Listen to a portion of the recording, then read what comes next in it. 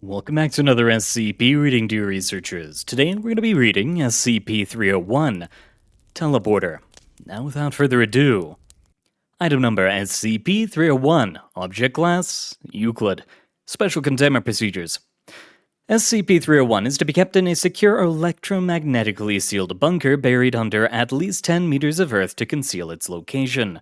The bunker is to be staffed by no fewer than 4 Level 3 security personnel at all times in order to secure the site and to maintain automated security measures. The perimeter of the bunker is to be lined with a chain link fence with official warnings to deter intruders. Due to the remote location of SCP-301, additional security is not required. During experimentation, all research staff and equipment must maintain a minimum distance of at least 3 meters from the projected edge of SCP-301. In the event of a containment breach, on-site personnel with the proper security clearance are authorized to implement Emergency Protocol C-301. All possible entrances to the bunker will automatically seal themselves and remain sealed indefinitely.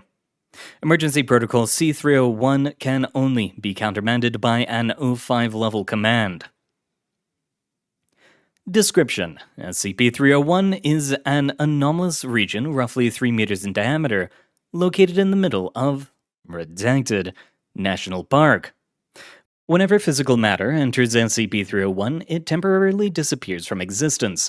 Following a delay of variable length, the matter that had entered SCP-301 will appear in another location. The duration of this time delay is variable, with a minimum length of redacted in the tens seconds and a maximum length of redacted in the hundreds minutes. The exact destination appears to be a random vertex point on a geodesic grid overlaying the Earth's surface. Each leg of this pattern is approximately 20 kilometers long, resulting in redacted in the 100,000s possible destination points. The prevailing model of SCP-301's workings is that teleportation occurs by accessing a conterminous interspatial region lying in a frame of reference attached to the center of the Earth. SCP-301 is invisible to the naked eye, but is detectable through other spectra. SCP-301 also passively emits electromagnetic energy. While not harmful to living organisms, it does interfere with improperly shielded electronics and may explain why the native fauna does not venture near SCP-301. Through experimentation, it has been discovered that SCP-301 can accommodate any kind of physical matter with certain size thresholds. The maximum size object that SCP-301 can accommodate can be no larger than SCP-301's 3-meter diameter. There is also a minimum limit, though this is based on density rather than size. Currently, most gases and anything on a molecular level are not affected by SCP-301. For further details, see the experiment logs. SCP-301 was discovered when there was a spike in disappearances of hikers and tourists in the national park, only for several of them to be rediscovered far from the site of their disappearance. The Foundation did not act until it received reports of one of the missing hikers being found in Redacted, France, and the other near Redacted, New South Wales, Australia. Subsequent interviews with these individuals produced inconsistent descriptions of the event, even after the use of data expunged. Subject 301-A-1, retrieved in France, described the transfer as a floating sensation with a mild forward impetus accompanied by the ringing of thousands of huge bells and smelling like wet dog and wood smoke, but having no other sensory components. However, SCP-301-A-2, retrieved near New South Wales, Australia, described it as a floating sensation with no sense of forward momentum, but including a salty taste, prickly feeling like a foot going to sleep of the entire body, and being able to see stringy stuff around the subject. Both subjects were administered a Class A amnestic and released. See Document 301-018468-A for full interview transcripts. While searching for the anomaly at the national park, two agents accidentally entered SCP-301. They disappeared for approximately, redacted in the tens, minutes until the signals from their locator beacons were reacquired, redacted in the thousands, and redacted in the tens kilometers from their last recorded position, respectively. The first agent's body was recovered by a deep water retrieval team 43 kilometers south-southwest of a redacted location in India. The second agent was recovered near a redacted location in Angola, suffering from exposure malaria and ambiotic dysentery. Foundation personnel were able to debrief the agent before he died. The agent characterized the teleportation experience as being swept by a strong current that stank of shit. He also stated that he saw flames and reported hearing sand falling and tasting sugar, then dirt in a repeating cycle. The agent died 2 days later. Based on the agent's testimony, SCP-301 was found to be located on a regularly used hiking trail. The Foundation rerouted the hiking trail and built the current facility containing SCP-301. From information gathered from subjects 301-A-1 and 301-A-2 and the second agent, it appears that the interspatial region accessed upon entering SCP-301 is experienced differently by each subject. This experience can manifest as a wide variety of sensory phenomena, including tactile, gustatory, olfactory, visual, oral, and kinetic sensations. Experimentation with Class D personnel to further study this aspect of SCP-301 is recommended. A selection of post-experiment analyses are collected in Experiment Log 301-C. Experiment Log 301-A. Using remote exploration in conjunction with ongoing live experimentation, we have managed to map out much of the geodesic grid that SCP-301's teleportation follows. While this has resulted in the discovery of a large number of sites that require Foundation monitoring, many of these sites are in locations that make monitoring them a moot point, i.e. the dozens of egress points that open in the middle of the ocean. Dr. Redacted. Experiment Log 301-B.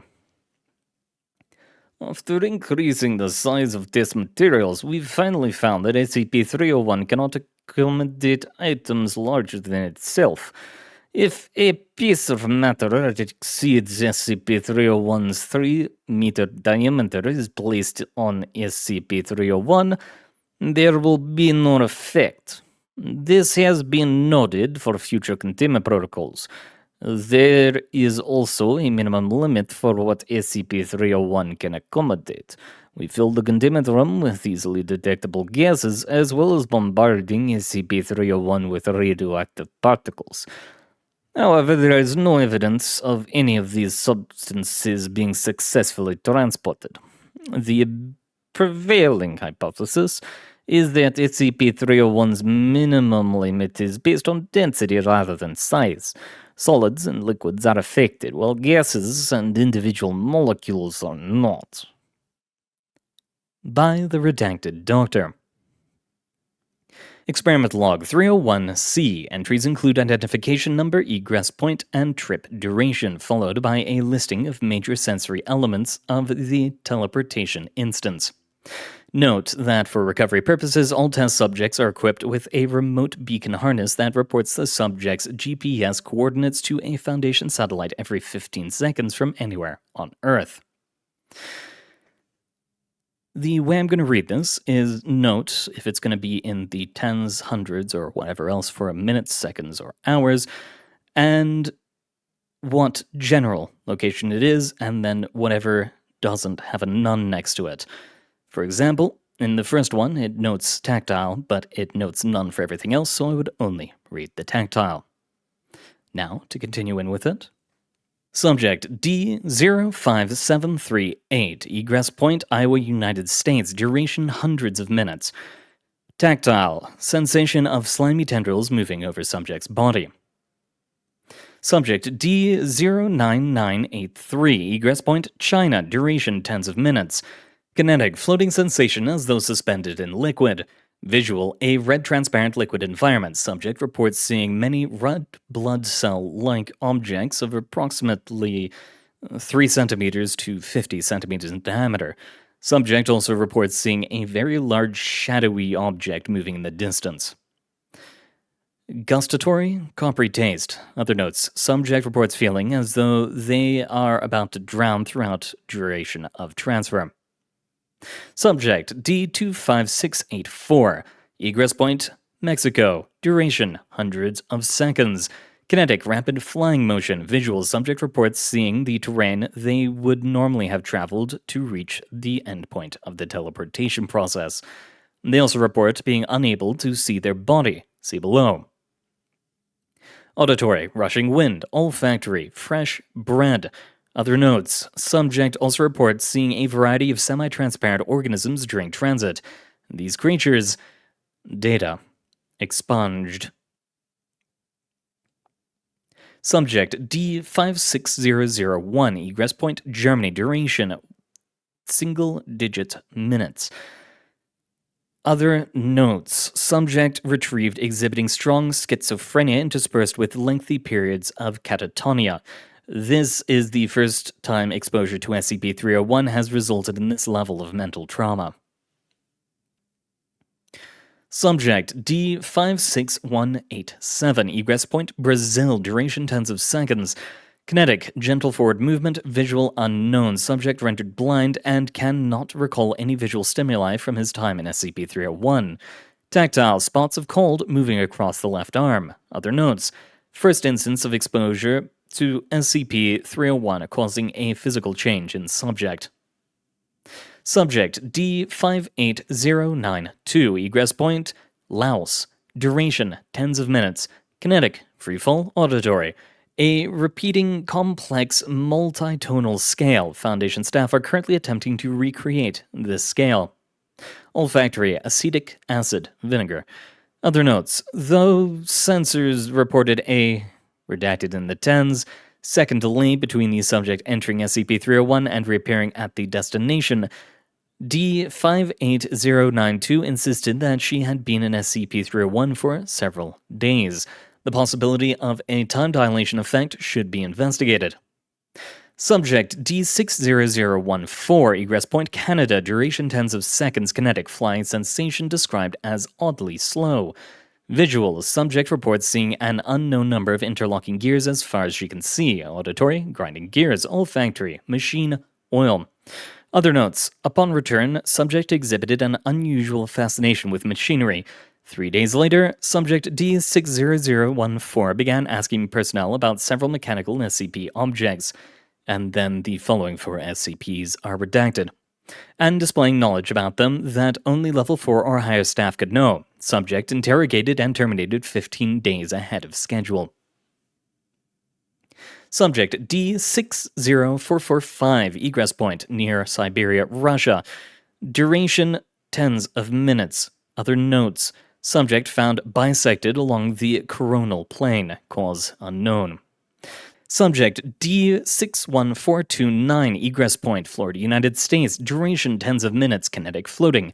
Visual painfully bright white light. Auditory shouting voices. Like everyone in the whole world was shouting at me at once. No individual words could be discerned. Tactile. Pain all over the entire body described as like having red-hot needles stabbing every inch of me. Other notes. Subject reports being watched and being judged by unknown entities. Subject D2225, egress point Niger. Duration hundreds of minutes. Other notes. Several life forms of the types described by D25684 appear with subject. Subject is killed and life forms. Data expunged. Area is sterilized. On one hand, you can teleport. On the other hand, yeah, pretty big downside with all of the stuff that could happen to you. Of course, it could just be a nice journey. You might feel like you're flying. It could all be great. But that's all the time we have for today, dear researchers. Thank you very much for coming. Good luck out there, and I hope to see you all next time.